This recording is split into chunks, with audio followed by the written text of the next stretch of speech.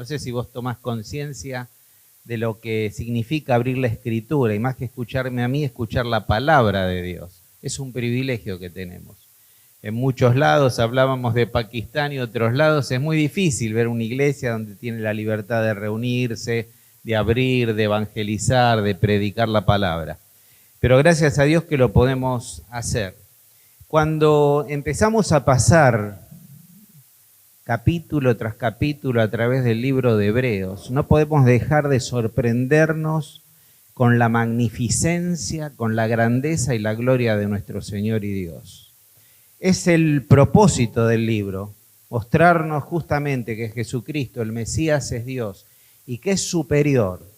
Y cuando vamos avanzando en el argumento que el autor va planteando, nos vamos extasiando, maravillando. Te invito a que lo veas así, que cuando vas leyéndolo, lo vayamos y vayan estudiándolo jueves tras jueves, te detengas, analices, pienses qué Dios tiene para vos en cada capítulo del libro de los Hebreos. Pero no solo habla de la magnificencia, del poder y de la gloria del Señor, sino que lo lleva a un terreno tan práctico como vamos a ser conmovidos por su compasión y por su amor, porque es aquel que fue sacerdote pero fue cordero, es aquel que derramó su sangre en la cruz para salvarnos. Y cuando vemos un Dios tan maravilloso, tan grande, con toda su magnificencia, que como dice Filipenses, se humilló hasta lo sumo y se hizo hombre, y estando en la condición de hombre, muere allí en la cruz del Calvario, y cuando agrega a Pablo allí en Romanos que lo ha hecho por nosotros, pecadores, de los cuales dice Pablo, yo soy el primero, y cada uno podemos anotarnos ahí, personaliza este mensaje de la gloria de la persona del Señor Jesucristo y su muerte de la cruz a una experiencia personal. Cristo muere por todos, el Cordero de Dios es entregado por todos, pero muere por vos y por mí. Y eso tiene que verdaderamente producirme una humillación en la presencia de Dios. Humillarme dándome cuenta de lo que soy y de lo que es Él. Y de lo que hizo a pesar de ser lo que es. Y que eso me afecte de tal forma que me lleve a modificar mi carácter, mi conducta, a amarle, a conocerle y a poder servirle. Cuando empezamos a abrir el capítulo 1 de Hebreos y empezamos a ver los primeros 4 versículos, podemos leerlos, total, sé que ustedes ya lo consideraron, pero es importante leerlos.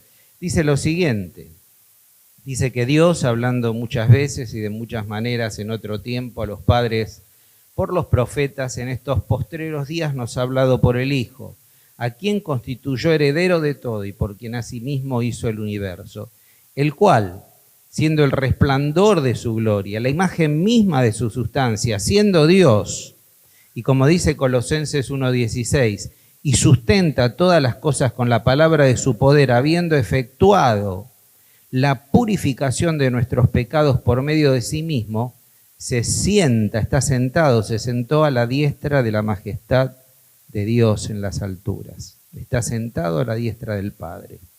Verso 4, hecho tanto superior a los ángeles cuando heredó más excelente nombre que ellos. Y aquí comienza a hablarnos de que el Hijo es superior a los ángeles.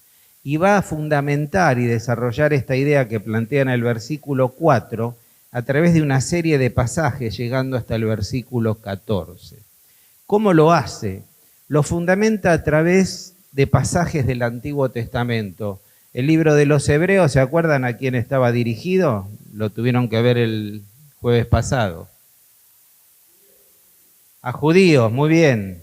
Judíos que todavía seguían con sus costumbres, que todavía no tenían claras algunas cosas de la supremacía de Cristo, del Mesías. Y está tomando pasajes del Antiguo Testamento que eran perfectamente conocidos por ellos. Cada versículo nos habla, salvo cuando habla de Deuteronomio capítulo 32 y de 2 Samuel 17, que también eran conocidos obviamente por los judíos, de salmos que se solían cantar en las reuniones, porque ellos alababan a Dios con salmos e himnos espirituales, leían y cantaban los salmos, o sea que eran plenamente conocidos. Y también estos pasajes como Deuteronomio, que era la ley de Moisés, y también 2 Samuel 17, que nos habla justamente del rey David, muy conocido por el auditorio, por las personas que eran receptoras de esta carta. Ahora, es importante porque esto lo hace utilizando textos que no solo eran de público conocimiento, sino que también estos judíos le daban un carácter mesiánico. Si nosotros seguimos una sana concordancia y vamos a buscar estos textos que plantea aquí, en los textos originales que están en el Antiguo Testamento, vamos a ver algunas discrepancias. Y esto surge porque la versión de la Biblia que está utilizando el autor de Hebreos es la Septuaginta, la versión de los 70. Pueden googlearlo, no podemos explicar acá qué es la versión de los 70. Nuestra Biblia no está tomada la traducción de la versión de los 70, que es la versión griega del Antiguo Testamento, de la Biblia hebrea, hecha allí en Egipto. Nosotros, esta versión en particular y versiones posteriores a esta, están tomados de otros textos antiguos. Así que ahí pueden llegar a encontrar algunas diferencias, porque la versión de los 70, la versión griega de las Escrituras, es algo que Dios en su soberanía permitió, puso en el corazón de personas que se pudiera traducir al griego la escritura hebrea del Antiguo Testamento, para que esta fuera la Biblia misionera, fuera la Biblia que utilizaran los primeros discípulos del Señor en la expansión misionera, iban y predicaban. Haciendo un pequeño paréntesis en esto, si bien la época de Jesús y posterior estaba bajo el Imperio Romano, la lengua común era el griego. Era el griego. Donde vos ibas a cualquier lugar del imperio, hablaban en griego. El griego lo conocían. Es como si ahora te manejaras con el inglés, viste, que vas un montón de lados y vos decís, esto, le hablas inglés y te entienden. Bueno, era algo similar, pero era algo más profundo, porque Alejandro Magno, cuando conquista, no solo hace una conquista militar, sino cultural. Ellos lo que pretenden y lo que pretende es que la cultura helénica se difunda a través del imperio. Entonces esto era maravilloso, porque vos tenías un texto de la palabra de Dios, que si yo iba, hablemos de Pakistán, a Pakistán, me entendían porque ellos conocían el griego. Y si iba, no sé, a Costa Rica, entendían en Costa Rica porque era el griego. Y si iba a Italia, me entendían en Italia. O sea que esto fue algo maravilloso que Dios en su soberanía proveyó para que la palabra de Dios pueda extenderse. El Señor Jesucristo cita también pasajes de la versión de los 70. Así que bueno, esto lo aclaro porque a veces cuando enseño este libro algunos me dicen, bueno, me fijé en la concordancia y dice otra cosa. No es que diga otra cosa, es un tema de traducciones nada más. Era la Biblia que manejaban, era la Biblia que tenían y era la Biblia a través de la cual habían conocido al Mesías. Este tema de los ángeles no era de menor importancia. Los judíos le daban mucho valor e importancia a los ángeles, pero había un peligro que era necesario que el autor de Hebreos fundamentara sobre la superioridad de Cristo. Porque los ángeles eran considerados en muchos casos como mediadores entre Dios y los hombres. Dentro de esta cosmovisión judía y de la religión judía y de la teología judía, si bien los ángeles es algo maravilloso, es algo muy lindo para estudiar y es de mucha bendición para nosotros el ministerio de los ángeles, en ese momento corría ese peligro, que le dieran aún el lugar que tenía que ocupar Cristo a los ángeles. Y la palabra de Dios es bien clara, que hay un solo mediador entre Dios y los hombres, no los ángeles, sino Jesucristo mismo. Entonces empieza a fundamentar a través de todos estos versículos y afirmar la deidad de la persona de Jesucristo y su superioridad sobre estos seres creados por Él mismo. Vamos a ir necesariamente yendo versículo por versículo, con una breve, muy breve acotación a cada versículo para que entiendan cómo se desarrolla el argumento que plantea el autor. Y luego vamos a darle una aplicación práctica para cada uno de nosotros para ver qué implica que Jesucristo sea superior a los ángeles para tu vida y para la mía. Y vamos a empezar con el versículo 5. Dice, porque ¿a cuál de los ángeles dijo Dios jamás, mi hijo eres tú, yo te he engendrado hoy. Eso es el Salmo 2, versículo 7. Y acá es muy interesante porque nunca Dios en la Escritura a un ángel le dice, mi hijo, mi hijo. Quizás cuando pensamos en esos cielos abiertos en el momento del bautismo y en el momento de la transfiguración, recordamos las maravillosas palabras de Dios. ¿Quién es? Mi hijo amado, mi hijo amado. Con dos intenciones totalmente distintas en cada pasaje, pero sí reafirmamos la misma verdad. Este es mi hijo amado. Y dice más, que yo he engendrado hoy. Y aquí quiero hacer un paréntesis para que entendamos. Jesucristo no ha sido engendrado, la segunda persona de la Trinidad no es engendrada por el Padre. ¿Y en qué sentido lo digo esto? Dios es uno, Dios es trino. Padre, Hijo y Espíritu Santo son en esencia Dios. Está hablando acá no de que Jesucristo es un ser creado, porque Dios no es un ser creado. Dios tiene vida en sí mismo y no depende de un ser que le haya creado, y tampoco el Jesucristo ni el Espíritu Santo. Acá está hablando particularmente de cuando es engendrado en María.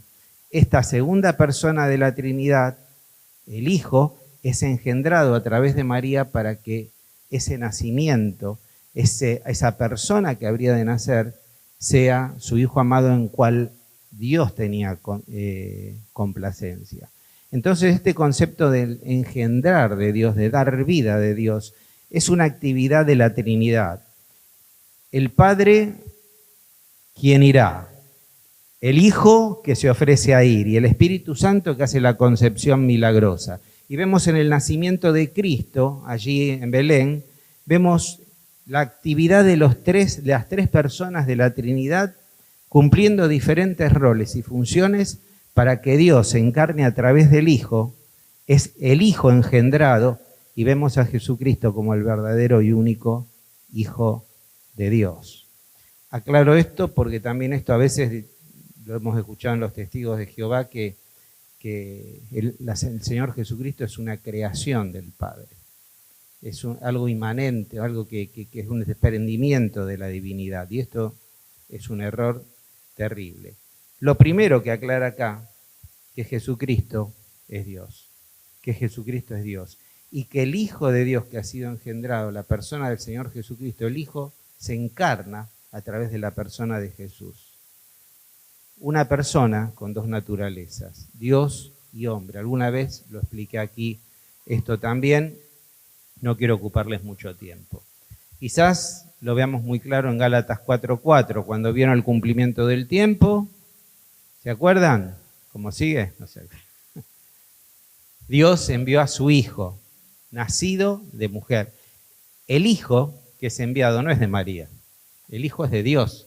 Cuando vino el cumplimiento del tiempo, Dios, el Padre, envía a su Hijo, engendra a su Hijo, nacido de mujer, pero es nacido de mujer, no es hijo de María, es hijo de Dios, aunque sí carnalmente podríamos decir que María es la madre de Jesús.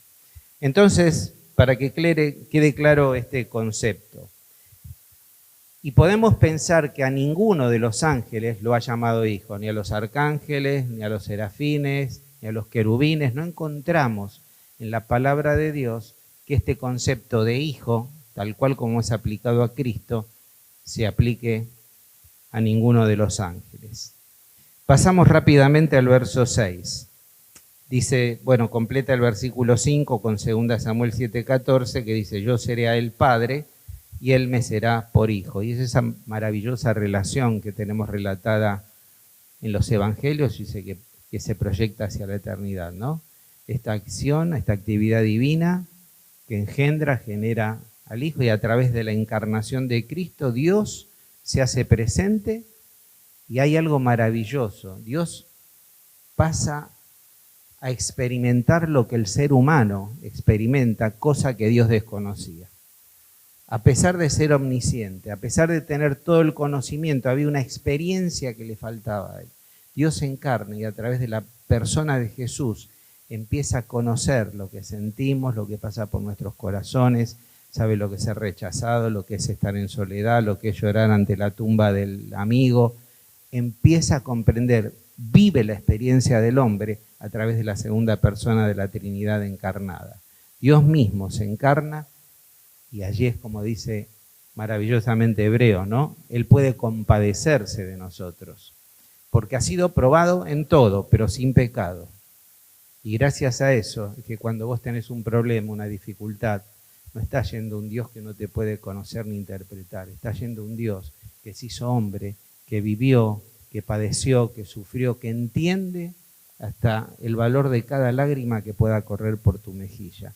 Esto es maravilloso. Dios se hace hombre, Dios se acerca, Dios se identifica y vive la experiencia de la humanidad a través de la persona del Hijo. Dice el verso 6, y otra vez, cuando introduce al primogénito en el mundo, vuelve a reafirmar el concepto anterior, dice, adórenle todos los ángeles de Dios. Y acá el versículo 6 es muy interesante, porque dice que no solo el Hijo es el primogénito de Dios, es Dios mismo, sino que los ángeles como función tienen que adorarle. Adorar a aquel que es superior a ellos. Tan solo yo puedo adorar a aquel que considero superior.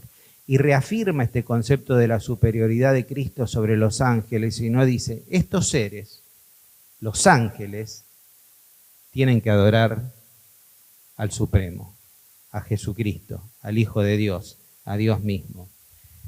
Dice allí ese verso, y otra vez cuando introduce al primogénito en el mundo, dice, adórenle todos los ángeles de Dios, Deuteronomio 32:43. Pasamos al verso 7. Ciertamente, de los ángeles dice, Él hace a los ángeles espíritus y a sus ministros los hace llamas de fuego. Y esto es una cita del Salmo 104:4. Y también es interesante porque vemos que Dios, dice allí en el verso 7, define la actividad de los ángeles. ¿Qué son los ángeles? Son seres que después vamos a ver creados por Dios, que tienen una sola función, servir, ser ministros, ser la mano de obra de Dios en muchos aspectos, estar subordinados a la voluntad de Dios, estar subordinados a la voluntad del Hijo. Están para adorarle y están para servirle. Esa es su función. Son ministros, son siervos y siempre lo serán. Dios usa a los ángeles para hacer su voluntad. Y cuando vemos el servicio de los ángeles es extraordinario. Las maravillas que pueden hacer los ángeles. Pueden ser de destrucción, pueden ser un fuego arrasador o pueden ser maravillosos en las cosas que pueden hacer y cómo se conectan a veces con las personas. Pueden ser vigorosos como el viento, destructores como el rayo, pero hay algo que es muy interesante. Una vez que terminan su función, su ministerio, vuelven a ser siervos del Altísimo. Son ministros, son servidores y nunca van a dejar de serlo. Pueden hacer hechos poderosos, pero no dejan de ser siervos, subordinados a la majestad y a la grandeza del Hijo. Vamos a brevemente ver el verso 8 y 9. Mas del Hijo dice, tu trono, oh Dios, por el siglo del siglo. Cetro de equidad es el cetro de tu reino. Has amado la justicia y aborrecido la maldad, por lo cual te ungió Dios, el Dios tuyo, con óleo de alegría más que a tus compañeros. Salmo 45, verso 6 y verso 7. Tu trono, oh Dios. Este salmo se utilizaba en las bodas, era muy común. Y toma el autor de Hebreos este salmo y lo aplica a la persona del rey. Es el que está en el trono, es el que gobierna, es el que tiene la autoridad, es aquel que tiene el cetro. El tener el cetro justamente es hablar de aquel que puede impartir justicia, es aquel que tiene toda la autoridad y es aquel que, si lo relacionamos con la iglesia, es aquel esposo que está anhelando ese encuentro con Él en los cielos, con su amada esposa, la iglesia, con su novia. Y podemos entender a través de este pasaje que nos habla de algo maravilloso, la autoridad y soberanía de la persona del Señor Jesucristo. Cantábamos algo de eso. Él es Dios, Él es Señor y Él está entronado en los cielos. Es el Rey que tiene el cetro en su mano, símbolo de poder, símbolo de autoridad y soberanía. Pero también dice que hay gozo y felicidad que se constituye y se transforma en unción como óleo de alegría cuando su justicia es aplicada. Y la justicia de Cristo fue aplicada en la cruz. La justicia de Dios fue aplicada en la cruz de Cristo. ¿Y quiénes son los beneficiados por esa justicia aplicada en la cruz? Nosotros. Y dice, nosotros somos aquellos que tenemos que estar felices y alegres. Porque somos aquellos que como un óleo, como una unción, fue derramada esa justicia de Dios, nos justificó delante de Dios. A veces yo no sé cómo te ves vos, yo me veo a veces no muy bien, con mucho por mejorar. A veces digo, Señor, ¿cómo es que me amaste a mí? ¿Cómo es que todavía me tenés paciencia, aun cuando peco y caigo en las mismas cosas? Y allí es cuando la justicia de Dios se hace enorme, porque siendo como soy, aún como cristiano, la justicia de Dios me cubrió. Él me ha justificado. ¿Y cómo me ve Dios a mí? Me ve santo, me ve como una persona totalmente distinta. Y quizás de lo que soy, ¿no? Y esto es algo que nos tiene que llevar a considerar esta bendición, esta unción que Dios nos ha dado. Ser justificados en Cristo Jesús. Ser justificados en Él. No fue barato, hubo un precio muy alto. Dios poderoso tuvo que dejar su trono y venir a buscar a su esposa. Pero para tener esa esposa tuvo que morir allí en la cruz y tuvo que derramar su sangre para poder justificarnos. Y luego dice esa palabra compañeros, que tiene otras traducciones. Y son aquellos que pueden decir que comparten con este Rey entronizado su justicia. Y ahí nos anotamos todos, porque vamos a tener la experiencia maravillosa que esa justicia de Dios que se manifestó en la cruz y que hemos sido justificados a través de la cruz, vamos a poder disfrutarla por la eternidad. El Señor nos llama hermanos, nos llama amigos, nos llama sus hijos. No en el mismo concepto de hijo de Dios. Hasta la palabra, Juan usa en griego las palabras distintas para referirse al hijo y para referirse a los hijos. Cuando Juan habla del hijo, usa una palabra única para hijo. Cuando habla del hijo de Dios. Cuando habla, sobre nosotros, sobre sus hijos, mirad cuán amor nos ha dado el Padre para ser llamados hijos de Dios, es otra palabra.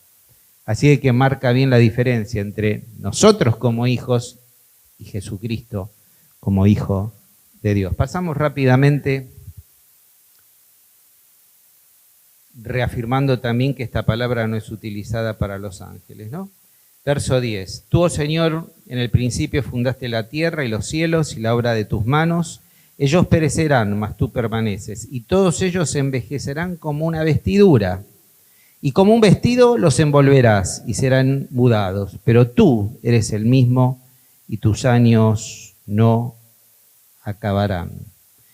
Y acá comienza el verso 10 con una referencia al Génesis, una palabra que nos suena y nos lleva y nos transporta al primer libro de la Biblia. En el principio.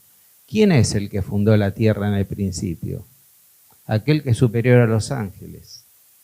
Aquel que nos habla, Colosenses 1:16. Todo por Él fue hecho y Él sustenta todas las cosas. Es el Señor de señores, es el Rey de reyes, es el Creador con la palabra de su poder. Desde el principio fundó la tierra y los cielos porque son obra de sus manos. Qué maravilloso cómo va hilvanando pensamientos y conceptos para fundamentar la grandeza y la majestuosidad de la persona de Cristo. Y deja como, o afirma, podríamos decir, en el verso 11 algo maravilloso. Ellos van a perecer, los cielos y la tierra van a pasar, pero la persona del Señor Jesucristo es eterna. Dios es eterno. Jesucristo es eterno. Su palabra es eterna. Y podemos refugiarnos en este pasaje pensando que Dios es un Dios inmutable. Justamente vos decías de que todo cambia, ¿no? Los valores, las circunstancias. Hay alguien que no cambia. Hay alguien que es eterno. Hay alguien que creó los cielos y la tierra. Es alguien que está sentado en el trono, el soberano. Es aquel que nos justificó y nos ama. Él nunca va a cambiar. Las circunstancias de tu vida pueden cambiar. Dios nunca cambia. Dios es fiel y siempre lo será. Está en su esencia. Es el creador y el sustentador del universo. Y pasamos al verso 13, y el verso 13 dice, pues ¿a cuál de los ángeles dijo Dios jamás, siéntate a mi diestra, hasta que ponga tus enemigos por estrado de tus pies? Salmo 101:1. A ninguno de los ángeles, a ningún ser creado le dijo Dios, siéntate a mi diestra. Y este concepto de estar sentado a la diestra de Dios es un concepto muy importante, porque así como dijimos algo anteriormente que está entronizado, y que esto nos habla de la majestad y el poderío de Cristo, el concepto de estar sentado a la diestra de Dios nos habla en primer lugar de autoridad y poder. Es el que tiene toda la autoridad y tiene todo el poder. Ese es mi Señor, es tu Señor. Es aquella persona que está en nosotros y con nosotros. Es aquella que nos consuela. Somos consolados por ese Padre de toda consolación, el Señor Jesucristo, que está puesto no solo a nuestro lado para ayudarnos, para consolarnos, para estimularnos, sino está en nosotros. Es aquel que está con nosotros siempre, que tiene toda la autoridad y todo el poder. Pero también nos habla este concepto de la diestra de Dios, de exaltación y de gloria. Nos dice Filipenses que el Señor fue exaltado hasta lo sumo. A través de lo que hizo, de esa humillación, a través de ocupar nuestro lugar, a través de su sacrificio, resucitó al tercer día y está sentado a la diestra de Dios. No solo como señal de autoridad y poder, sino también de exaltación y de gloria. Él es digno de toda nuestra gloria. Como dijo Pablo, ¿en qué me voy a gloriar? ¿En qué me puedo gloriar? Si no es en el Señor Jesucristo y en su cruz. Cuando miramos a Cristo y pensamos sentado a la diestra de Dios, vemos un Dios que se acerca, un Dios que tiene autoridad, un Dios que tiene poder, pero un Dios que fue exaltado hasta lo sumo. No hay nadie que haya sido exaltado a ese lugar, ni ángeles, ni creación alguna. Él está allí en autoridad y gloria. Pero también nos habla de reinado y de soberanía, porque está en el trono. Está en el trono y está ejerciendo, como decía anteriormente, tiene en su mano el cetro, señal de autoridad y de soberanía. También cantábamos hoy sobre la soberanía de Dios. Dios es soberano y este reconocimiento es que nada escapa de su conocimiento, nada escapa de sus propósitos, nada en absoluto. Él ejerce su soberanía sobre la iglesia, sobre el mundo y sobre cada uno de nosotros. Pero también hay algo que nos toca también profundamente el corazón. El hecho de que está a la diestra del Padre nos habla de intercesión. Es nuestro abogado. Es aquel que está, es aquel que intercede. Es aquel que cuando viene el acusador y dice, mira Carlos lo que está haciendo, otra vez cayó en el mismo pecado. Mirá lo que está viendo, mirá lo que está haciendo, mirá. El Señor con su justicia nos cubre. Ya pagué por ese pecado. La sangre de Cristo ha perdonado todos mis pecados, los pasados, los presentes y los que pueda llegar a cometer. No es una licencia para pecar, sino al contrario, es un estímulo para tratar de llevar una vida de santidad. Él es el que intercede por nosotros, a la diestra de Dios. Verso 14. ¿No son todos espíritus ministradores? O sea, ¿no son en definitiva todos siervos? ¿No son todos estos ángeles enviados para servicio a favor de los que serán herederos de la salvación? Y acá define un poco la función de estos ángeles. Están ministrando en beneficio de nosotros, de los creyentes, justamente como dice aquí, de aquellos que son herederos de la salvación. Dios actúa a través de ellos también para nuestra bendición, para nuestro cuidado. No tenemos un ángel protector, aclaro. Hay una gran doctrina falsa sobre angelología, que vos tenés tu ángel, que le podés hablar, que se llama fulano, menganito. No. Dios ha prometido cuidarnos. Somos ministrados por los ángeles. Dios los envía para diferentes, para diferentes funciones. Pero tenemos que tener claro que no hay un ángel protector como a veces decimos. El Señor allí en el Salmo dice que sus ángeles nos guardarán, nos cuidará, pero habla en general, no habla en particular. Lo único que tenemos sí en particular es la presencia del Señor, ¿no?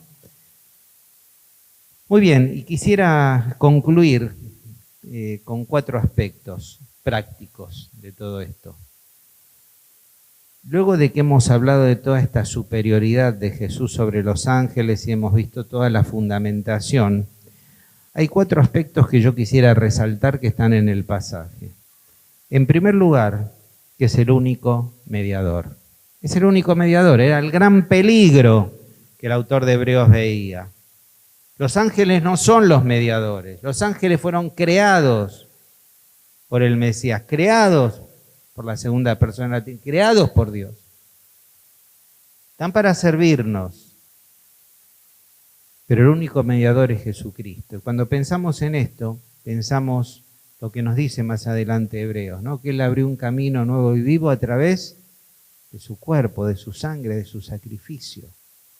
No necesitamos de otro mediador y tenemos un camino, un canal abierto a la presencia de Dios, no solo para adorarle, no solo para alabarle, no solo para agradecerle, sino, ¿se acuerdan cómo dice el pasaje? Para buscar el oportuno socorro. ¿Cuántas veces tenemos que decir socorro? Socorro, Señor. Socorro porque no sé cómo avanzar, no sé cómo levantarme esta mañana, no tengo fuerzas, mis brazos están caídos, esta situación ya me supera, no veo una salida clara. El Señor nos dice, yo soy el mediador, no solo de salvación, sino que tenemos este canal abierto en el lugar donde estés, en las circunstancias donde estés, enfrentando el problema que estés enfrentando, podés acercarte a Dios, podés clamar y Él te va a escuchar. Y Él es soberano y está por sobre estas situaciones. Y antes de que vayamos con los problemas a Dios y con aquello que tanto nos aflige y nos preocupa, Dios ya tiene la solución, porque es soberano, porque es omnipresente, es omnipotente. Y no solo me entiende, como dije antes, porque se hizo hombre y comprende al estar en esa condición de hombre lo que sentimos, sino que tiene todo el poder para socorrernos, para resolver la situación. En segundo lugar, otra cosa que aprendemos que Él es inmutable. Y es maravilloso pensar que Él no cambia, que Él permanece fiel, que su palabra es eterna, que sus promesas son eternas. Es tan difícil encontrar hoy en día algo que no cambie. Nosotros cambiamos, el mundo cambia, todo cambia, pero hay solo algo que no cambia. La persona del Señor Jesucristo, Dios mismo. Él no cambia, Él es fiel, siempre lo fue y lo será. Y aunque nosotros fuéramos infieles, nos dice Pablo, Él permanece fiel. ¿Te das cuenta? Qué maravilloso. Ser fiel aún a pesar de nuestra infidelidad, aún a pesar de nuestras debilidades. Podemos basar nuestra vida y apoyarla en los principios de esta palabra, porque es eterna, es atemporal.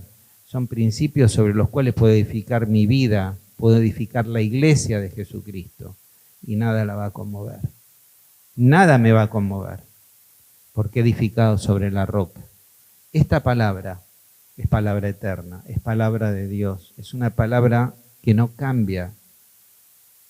Es una palabra que nos dice la Biblia que el cielo y tierra van a pasar o podrán pasar, pero la palabra de Dios no. Y es lo único que nos tiene aferrados y con fe. Porque cuando vemos las circunstancias que vivimos y vemos las promesas de Dios, nos aferramos como esa persona que se está ahogando y ve una tabla en medio del mar y se aferra y la abraza, porque es lo único que le queda para no hundirse. Esos son para nosotros las promesas de Dios. Y te aseguro que son inmutables y son firmes. En tercer lugar, vemos que es eterno. Dios es eterno. La persona del Señor Jesucristo, nuestro Señor, es eterna, es eterno. Y otorga esta vida eterna porque es eterno. Tiene vida en sí mismo y puede transmitirle. Nos ha transmitido una vida que no solo es una vida abundante y bendita, sino es una vida eterna.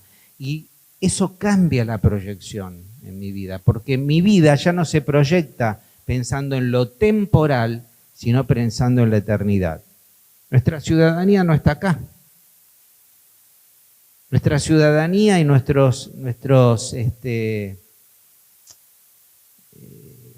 planes y proyectos no tenemos que pensar desde un punto de vista temporal, sino tenemos que pensar desde un punto de vista eternal. Nuestra vida se proyecta a la eternidad. Lo que sembremos aquí, estamos sembrándolo allá. Es nuestro banco. No es el banco donde quizás depositamos, compramos el dólar MEP o vendemos. No. Hay un banco en los cielos, en el cual nosotros podemos hacer un depósito seguro. No depende del Fondo Monetario Internacional, no depende de nada. Nuestra ciudadanía está en los cielos. Estamos de paso acá. Somos extranjeros, somos peregrinos.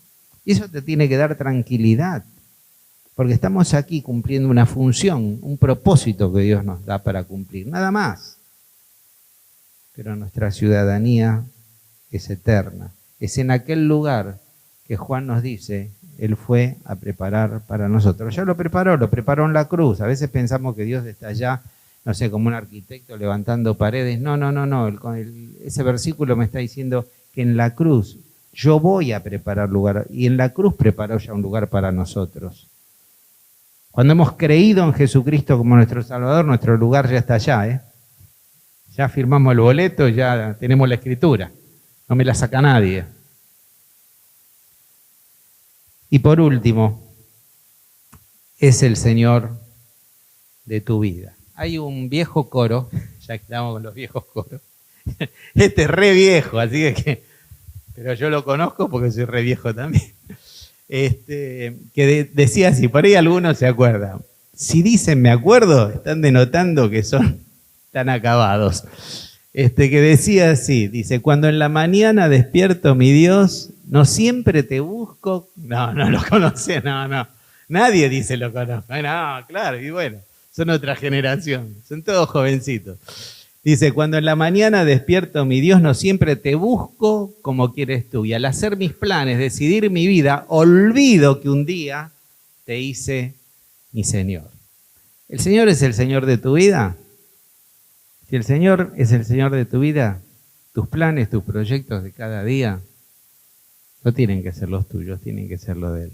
Cuando en la mañana despierto, mi Dios, no siempre. A veces nos levantamos cada mañana y pensamos, tengo que hacer esto, tengo que hacer el otro, tengo que comprar esto, tengo que ir a buscar los chicos. Lo ponés bajo la soberanía de Dios, lo consultás con Dios, pedís la guía de Dios en cada uno de esos proyectos, o te olvidas que un día le hiciste tu Señor.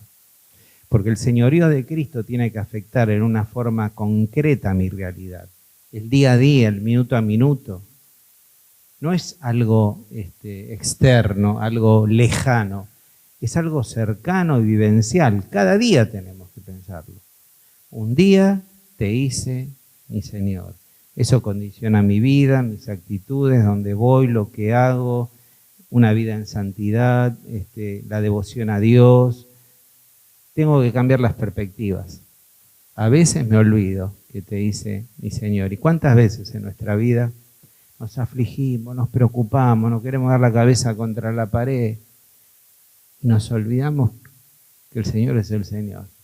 Es el que está en el trono, es el que tiene el cetro, es el todopoderoso, es el máximo. Como dicen los chicos, es lo más.